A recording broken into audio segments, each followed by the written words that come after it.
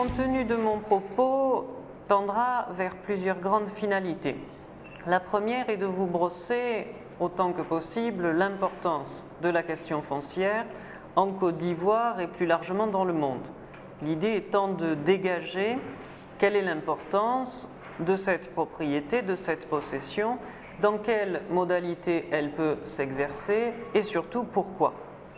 Vous le savez, le problème foncier en Côte d'Ivoire est récurrent. Depuis de très nombreuses années, voire même avant les indépendances, la question foncière s'est posée. Sur ce point, en témoignent diverses archives, y compris les anciennes archives de l'Outre-mer, avant l'indépendance de la Côte d'Ivoire, qui témoignent de la richesse de la jurisprudence sur les questions foncières. On ne peut donc pas considérer de prime abord que les problèmes fonciers sont venus par les indépendances ou sont venus uniquement par le truchement de la loi de 98 et les diverses applications, notamment le code foncier rural, qu'elle va contribuer à renforcer. Je vais donc tenter, autant que possible, dans un cadre didactique, de vous présenter toutes ces finalités. L'idée de propriété de la terre, fondamentalement, est une des premières questions qui va être posée par les sociétés lorsqu'elles vont réfléchir à leur pérennité. Lorsqu'une société va commencer à réfléchir sur le caractère durable de sa forme, le premier droit naturel qu'elle va mettre en avant, c'est la possession de la terre et le transfert de la possession. Vous le savez, c'est un des problèmes en Côte d'Ivoire. On peut parfaitement posséder la terre de manière coutumière, mais il faut pouvoir, lorsque on désire en céder une partie, lorsqu'on désire transmettre, lorsqu'on désire se reconvertir, il faut pouvoir garantir un transfert réel de propriété. Et c'est dans ce contexte-là, de cette grande volonté, de ce grand besoin de la population, on en discutait tout à l'heure avec le représentant de la société civile, c'est un de ces grands besoins que les Ivoiriens vont mettre en avant. Ils ne vont pas, de prime abord, demander uniquement la reconnaissance des droits de propriété, mais plutôt un cadre favorable lorsqu'ils veulent transmettre leur propriété ou lorsqu'ils veulent lutter contre une volonté d'expropriation, qui est une affaire assez courante. À partir de là, la propriété foncière dans le monde, et plus particulièrement en Côte d'Ivoire, recoupe avant tout, c'est sa première revendication, un ensemble de besoins réels de la population. Et c'est là, je crois, que se trame en embuscade le problème de la loi de 98, c'est qu'elle a été pensée par des juristes. Elle a été pensée par des juristes pour des juristes. Le système foncier, le code foncier rural, est, d'un point de vue purement théorique, un système extrêmement bien construit, extrêmement bien pensé et qui, dans son cadre particulier, peut très bien fonctionner. Là, me direz-vous, pourquoi faire une conférence sur cette question? Eh bien, la solution est très simple et tient dans l'exposé même de mon propos. C'est un texte qui a été fait par des juristes pour des juristes, pas pour une population agricole, pas pour un pays agricole et pas pour un pays comme la Côte d'Ivoire. Et c'est en cela, je crois, la tare fondamentale de ce système est qu'il est presque trop parfait. Le système est presque trop parfait et repose sur la reconnaissance, sur le prolongement par la Constitution ivoirienne du caractère inviolable de la propriété. La Constitution prévoit la reconnaissance et la défense de la propriété privée et le droit pour les individus à disposer d'eux-mêmes et, per extenso, de leur patrimoine. Là encore, un vœu malheureusement souvent qui reste pieux. Et c'est le problème des grands systèmes avant tout théoriques, c'est qu'ils ne trouvent pas fondamentalement un écho sur le terrain. Le problème foncier, par exemple, dans l'applicabilité du code, repose principalement sur l'impossibilité pour une majeure partie des demandeurs, des gens qui en ont besoin, il y a un problème fondamental, c'est l'introduction de la demande. Il y a, pour reconnaître les titres fonciers, plusieurs grandes étapes. Je ne vais pas entrer ici dans des détails techniques, citant des articles de tête, ce ne serait pas fondamentalement intéressant pour vous. Je vais donc essayer d'être le plus synthétique possible. Il y a l'introduction de la demande. Donc il faut que la personne fasse la démarche d'aller vers les structures habilitées pour introduire une demande. Elle va exprimer sa volonté de faire reconnaître son titre. Or, d'ores et déjà, le système ne peut pas être pris par la majorité de la population. Si vous ne savez pas lire, comment introduire une demande? La réponse du code est très simple. Si vous ne pouvez pas exercer vous-même votre droit, vous pouvez passer par un expert. Soit, est-ce qu'il y a assez d'experts fonciers en Côte d'Ivoire? Et surtout, à quel prix? Faire intervenir un expert revient à faire intervenir un avocat. Ça a un coût et souvent un coût très important. Si vous avez une immense propriété, vous avez 500, 1000 hectares, vous pouvez envisager, en calculant, en comparant ce que vous coûte la procédure foncière et tout ce qu'elle vous permet de gagner, si vous avez 500 ou 1000 hectares, vous pouvez parfaitement engager des frais. Vous faites venir un expert foncier qui va vous représenter au sein des tribunaux et aller au terme de la procédure pour vous. Il prend 1 an ou 2, il se déplace, il va mettre en place cette procédure, il n'y a pas de problème. Or, si vous êtes un tout petit producteur, un tout petit exploitant agricole qui ne connaît pas le droit foncier, qui ne connaît pas la procédure, voire qui ne sait pas lire et pas écrire, comment faites-vous? Première limite, donc, déjà dans l'introduction de la demande de reconnaissance du titre foncier. Première étape, complètement impossible. Vous ne connaissez pas votre droit, vous ne connaissez pas la procédure, vous ne connaissez pas la langue écrite, vous ne pouvez rien obtenir. Seconde étape, c'est ensuite l'enquête de propriété. Comment allez-vous prouver votre propriété? Comment allez-vous prouver l'occupation dans le temps, si c'est un terrain régi par des règles coutumières, l'occupation dans le temps de cette parcelle précisément? Le code est parfaitement clair. Pour obtenir la validation de l'enquête de propriété, il est important d'arriver à la prouver. Le système est formidable, mais le système est complètement inapplicable. Le système est complètement inapplicable puisqu'il découle d'un système de droit écrit. En Europe, il n'y a pas de problème. Vous pouvez toujours, dans les systèmes de droit écrit, notamment en Europe, vous pouvez parfaitement trouver un document, même du XVIe ou du XVIIe siècle, donc il y a quelques siècles, mais qui atteste que la terre était bien possédée par quelqu'un. À partir de là, en remontant par une enquête sur des documents établis, sur des documents opposables en justice, un écrit c'est un document opposable en justice, vous pouvez parfaitement prouver votre propriété. Ça, c'est un système qui ne peut pas s'appliquer. C'est un système qui trouve ses limites dans l'énoncé même de la procédure.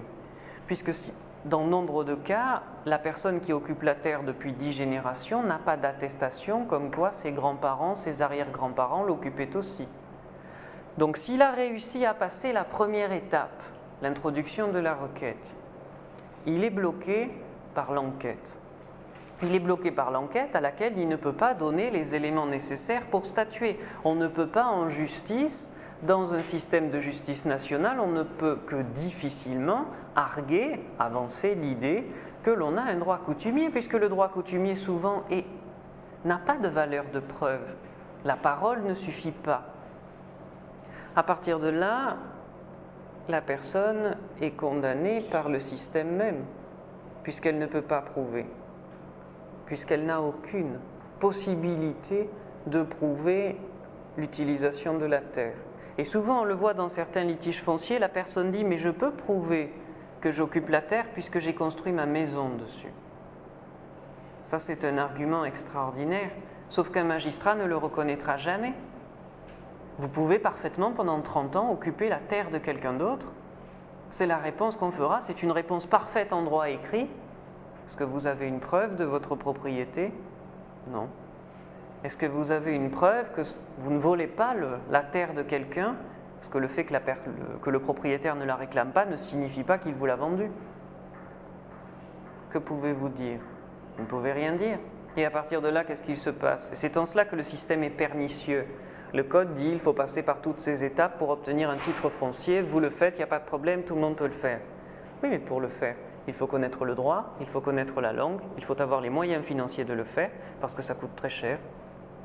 Il faut avoir le temps. Et au bout d'un moment, qu'est-ce qui se passe? Si vous ne pouvez plus prouver, on vous explique que l'immatriculation des terres est nécessaire. L'immatriculation des terres est fondamentale. On voit ça sur tous les organismes, sur tous les sites internet, des organismes qui vont avoir contact avec le droit foncier. Et qu'est-ce qui se passe? On vous explique que la terre est tellement fondamentale que l'État ne peut pas la laisser comme ça, que l'État ne va pas la laisser gâcher par le non-entretien. À partir de là, la terre tombe dans le domaine public. Et une fois tombée dans le domaine public, vous le savez, en général, la décision de justice est irrévocable. Pourquoi? Pour le même argument premier. Si c'était votre terre, vous auriez demandé un titre foncier. Si vous ne l'avez pas fait, c'est soit que vous n'y avez pas pensé, vous êtes en tort, c'est dommage pour vous, soit parce que vous ne pouvez pas prouver la propriété de la terre. Et à partir du moment où vous ne pouvez pas la prouver, on considère qu'elle n'est pas à vous, donc vous n'avez rien à dire. Et vous voyez bien à partir de là que le problème ne vient pas tant du code foncier par lui-même, ni même de la Constitution ivoirienne qui garantit la propriété, qui garantit fondamentalement la défense des intérêts individuels, la protection du patrimoine personnel. Le problème ne vient pas de ça. Le problème vient du fait que ces systèmes de droit ont été posés sur un ensemble de populations, sur un ensemble social à qui ils ne correspondent pas. Et c'est là la seconde partie de mon propos. La Côte d'Ivoire a une particularité, et c'est en cela que les codes unifiés s'appliquent très difficilement ici, c'est que la Côte d'Ivoire est un pays composé d'ethnies, de tribus et de groupes humains totalement différents. Quand on compare et que l'on s'intéresse, c'est fondamental pour comprendre le foncier, on doit obligatoirement verser dans un territoire particulier, pour moi c'était la Côte d'Ivoire, et regarder quelles sont les populations concernées. Et c'est là aussi où les problèmes commencent pour le chercheur, parce que vous découvrez que toutes les ethnies, souvent, sur les matières foncières, ont des règles différentes. Je ne suis pas en train de dire que leur système n'est pas bon, je dis simplement que pour la personne qui doit trouver une solution de droit, quand on a notamment des transmissions de terres qui sont soit par la mère, soit par le père, quand il y a conflit foncier sur les deux, comment faire? Comment faire pour concilier, par exemple, deux considérations ethniques sur la propriété de la terre totalement différentes? Si vous avez une transmission par voie patrimoniale, c'est le père qui transmet à ses enfants. Si vous avez une transmission matrimoniale, c'est la mère qui transmet à ses filles. S'il y a un conflit foncier qui oppose ces deux personnes d'ethnies complètement différentes et de systèmes de droit différents, ces deux personnes se battent, elles se battent pour le même morceau de terre. Est-ce que le code foncier en parle? Le code foncier, dans ces cas-là, va dire c'est assez simple. Il y a les droits coutumiers d'un côté, il y a le droit national de l'autre. Si les droits coutumiers s'arrangent entre eux, il n'y a pas de problème. Vous engagez la procédure foncière, vous avez votre titre. S'il y a conflit entre les droits coutumiers, à terme, vous pouvez demander au droit national de s'appliquer. Ça pose un gros problème. Pourquoi? Je suis spécialiste de la question, je suis juriste, je sais écrire et je sais potentiellement plaider en justice. Si j'ai face à moi un paysan analphabète, qu'est-ce qui va se passer? Si je suis opposé à un paysan qui ne sait pas lire, je représente une multinationale qui a son siège en Côte d'Ivoire, qui peut posséder la terre, qui me paie très cher pour ça. Je vais faire des dossiers, des documents, des enquêtes privées. Le paysan n'a rien. Qu'est-ce qu'il peut faire en justice contre moi? Vous voyez bien que l'idée de pouvoir prouver la propriété par ces biais-là ne peut pas s'appliquer concrètement. Parce que le droit national, qui en l'espèce prétendait, par la loi de 98 et par le code foncier, prétendait apporter de vraies solutions durables pour pacifier la situation, a complexifié le système et a créé encore plus d'inégalités. Parce que fondamentalement, quelqu'un qui a les moyens de se payer un conseil juridique, un expert ou même un avocat qui va le représenter sera nettement favorisé, ne serait-ce que par le respect des délais, sera de fait favorisé par rapport à quelqu'un qui n'a pas été formé. Et vous voyez là aussi poindre un autre problème, c'est la formation des populations. On en discutait tout à l'heure, il n'y a pas en tout cas au niveau public, de formation spécifique au droit foncier, non pas pour former des universitaires ou des spécialistes, mais pour former la population, les personnes qui ont vraiment besoin. Des personnes qui, dans leur vie de tous les jours, peuvent trouver un équilibre souvent précaire, pensez aux tout petits producteurs de cacao par exemple, qui, de par l'instabilité du droit, parce que le droit n'est pas figé, le droit en matière foncière n'est pas figé, puisque de toute façon il ne concerne pas la majorité de la population, puisqu'elle ne peut pas y avoir accès. Donc on ne peut pas considérer que le droit foncier est un droit figé, surtout qu'il a, je viens de vous l'expliquer, même assez sommairement, parce que je ne voudrais pas être trop long, il a ce balancement permanent, il a un pied sur du roc, c'est l'idée que l'État le défend, et un pied sur du sable mouvant, c'est les droits coutumiers. Parce que le droit coutumier, deux situations à deux endroits différents vont nécessiter souvent des solutions totalement différentes. Des solutions totalement différentes. Si un village décide de céder une partie de son patrimoine foncier rural coutumier, le village, depuis des siècles, utilise une parcelle de terre en commun. Puis le village évolue à des besoins différents et décide de céder ce fragment de terre pour faire une usine ou de le vendre à un paysan ou Dieu seul sait quoi. Si une des personnes qui exploitaient coutumièrement ce terrain ne veut pas qu'il soit vendu, comment est-ce que ça se passe? Le droit coutumier a une réponse en fonction de son ethnie. C'est pour ça que je ne donne pas d'exemple précis. Pourquoi? Parce qu'il y a autant de droits coutumiers en matière foncière qu'il y a d'ethnies, voire parfois qu'il y a de villages. Dans certains villages de Côte d'Ivoire qui appartiennent à la même ethnie, sur le même problème, face au même type de personnes, si les deux personnes sont de la même ethnie, eh bien deux chefs de village, deux chefs coutumiers vont pouvoir rendre une décision différente. Donc c'est pour ça que je ne vous noie pas sous les détails coutumiers, puisque ça n'aurait pas fondamentalement d'intérêt pour vous, l'idée étant de présenter et le regard national, là où ça pose problème, pourquoi tous ces problèmes ont été mis en avant, est-ce qu'ils existaient avant ou pas, et ensuite j'essaierai d'apporter quelques conseils, parce que c'est la finalité de la journée. Je voulais expliquer, premier problème, la diversité de la population. Second problème, le fait de vouloir appliquer à des populations différentes un droit commun.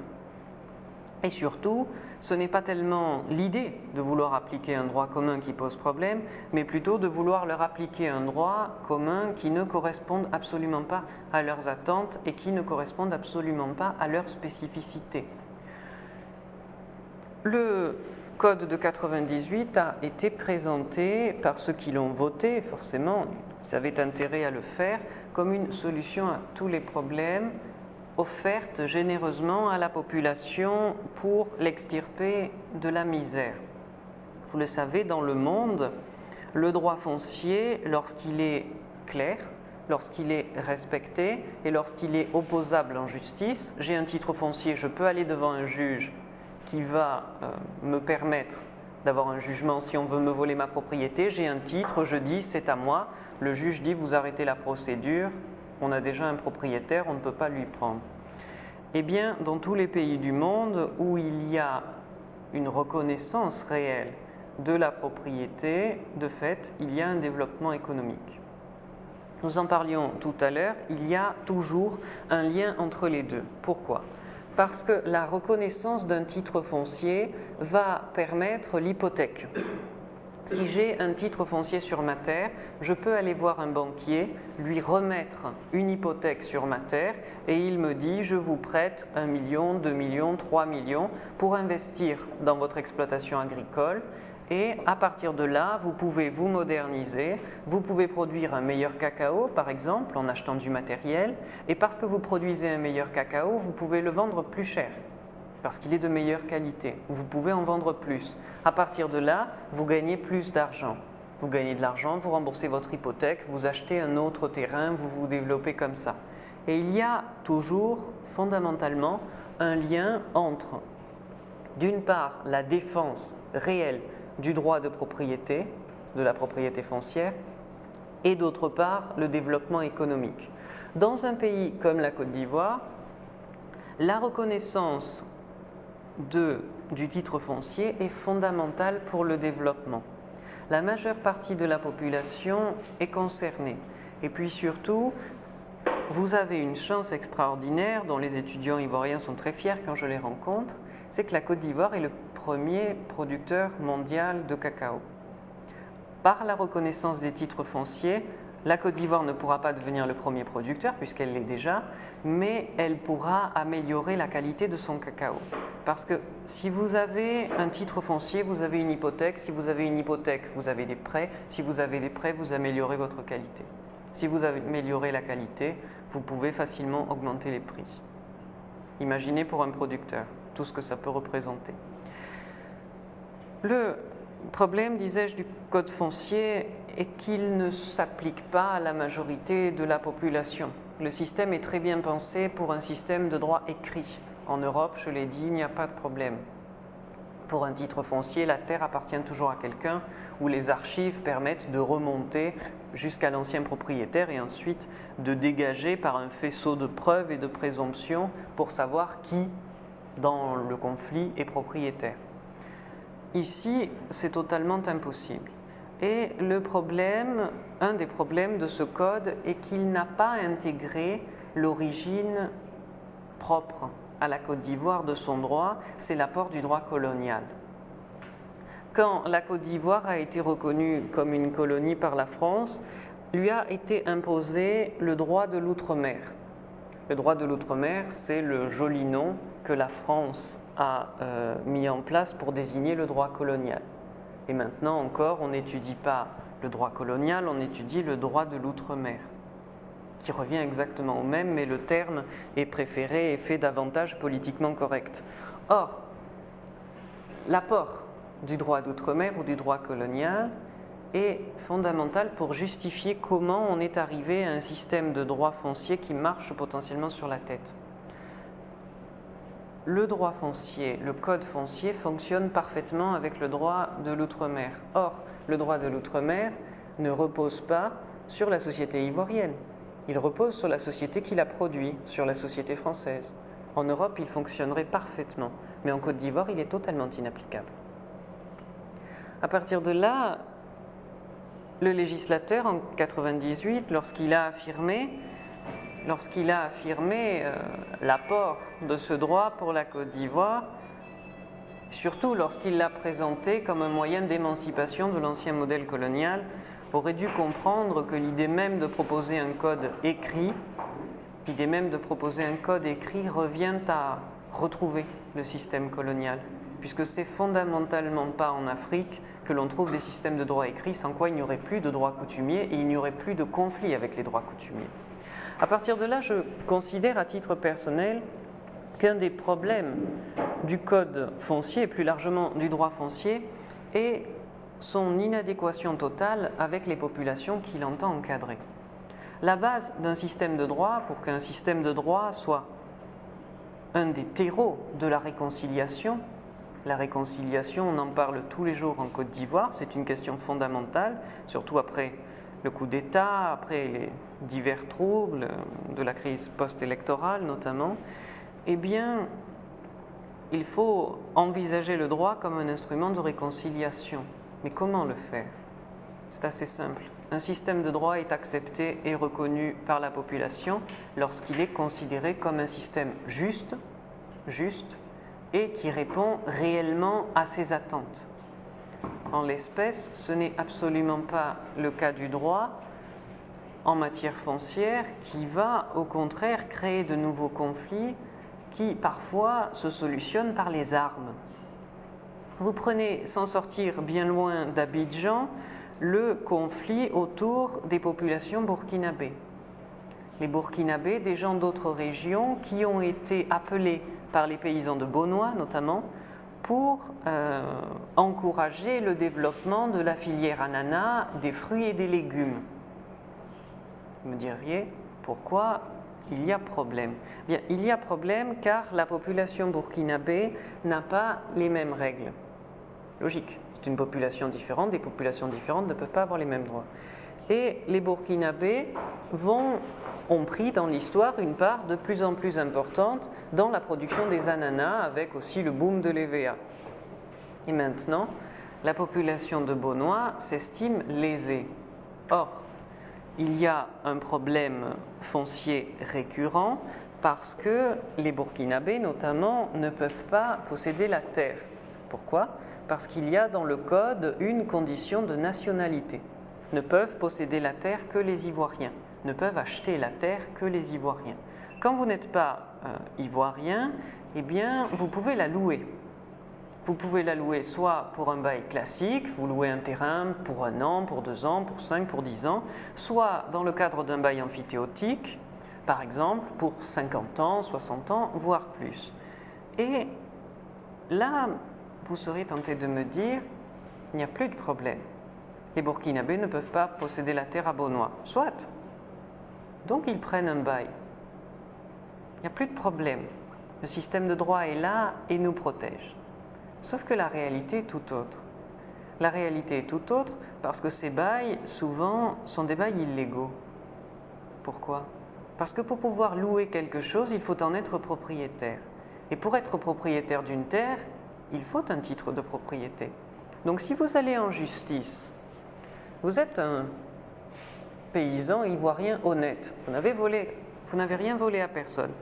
Vous utilisez coutumièrement, vous avez une propriété coutumière sur une terre. Juste pour vous, pas pour votre village, pour vous et votre famille. Vous décidez, pour envoyer vos enfants à l'école ou pour vous installer à Abidjan, de louer cette terre. Vous n'avez rien volé à personne. Vous louez à un Burkinabé, vous allez en justice. Les deux ont tort. Les deux ont tort à l'aune du code foncier. Pourquoi? Parce que le contrat de location est illégal. Parce qu'on ne peut louer que ce que l'on possède. Donc la personne qui loue peut être sanctionnée par la justice, alors qu'elle n'a rien volé à personne. Le Burkinabé n'a aucun droit. Le Burkinabé n'a aucun droit sur la terre qu'il loue, puisque son contrat ne vaut rien et qu'il ne peut pas l'opposer en justice.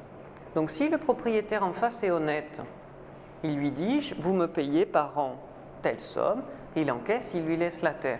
Si le propriétaire ivoirien est malhonnête, il va laisser la personne produire ses ananas. Il lui a donné un contrat de 5 ans, par exemple. Lorsque la récolte d'ananas arrive, le paysan malhonnête envoie ses ouvriers qui ramassent tous les ananas et il les vend. Le Burkinabé, furieux, vous le comprenez, le Burkinabé, furieux, se tourne vers le juge et lui dit « j'ai été volé ». Le juge va lui dire « mais qu'est-ce qu'il vous reste ? Il vous reste vos yeux pour pleurer et peut-être 2 ananas pourris qu'on aura laissés par terre. Puisque de toute façon, fondamentalement, votre contrat ne vaut rien. » Donc vous voyez bien, à partir d'un tout petit caractère artificiel, le contrat, très simple, est fondé sur la propriété, et la propriété permet l'usage, j'utilise ma terre, le fruit de ma terre si je la loue, et même l'abus à la limite si je veux la détruire, ou vous pouvez procéder à des excavations, vous retirez la terre et vous la vendez, il n'y a pas de problème, c'est à vous. Mais à partir du moment où vous bâtissez un système sur quelque chose d'illégal, illégal non pas parce qu'il est mauvais, mais parce qu'il est contraire au droit établi, toutes vos actions seront considérées comme illégales. Votre contrat ne vaut rien, votre production ne vaut rien. Vous n'avez aucune garantie. Et vous voyez comment, à partir d'un tout petit, à partir fondamentalement d'un tout petit droit, celui d'avoir un titre foncier, comment tout le système peut s'effondrer. Parce que si l'on creuse encore la question, on va se rendre compte de quelque chose. Si je suis milliardaire. Malheureusement, ce n'est pas le cas. Si c'était le cas, probablement, tombé amoureux de la Côte d'Ivoire, j'aurais eu envie d'investir mon argent ici, de créer, par exemple, une exploitation agricole. Et n'étant pas ivoirien, je suis obligé de passer par le bail emphytéotique. Je loue la terre, je la paie, il n'y a pas de problème, je ne vole personne. Et je me dis, bon, la terre est correcte pour faire des ananas, mais ça ne rapporte pas assez.